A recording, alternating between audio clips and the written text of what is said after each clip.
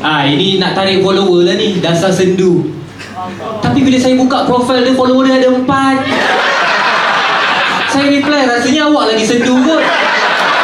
Follower ada 4. Dia reply balik. Dia cakap, eleh tengok follower. Tengok account bank lah kalau berani.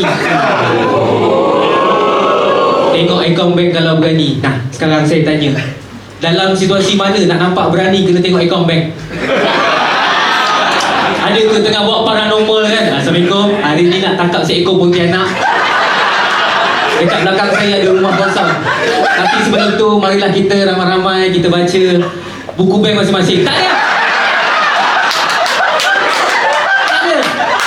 Ada tu interview polis. Okey, hari ni saya nak cari seorang pegawai polis yang jujur, cekap, amanah. Yang paling penting berani.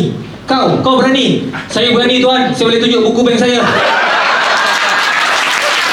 Tengok buku bank kau. RM20. Dasar penakut.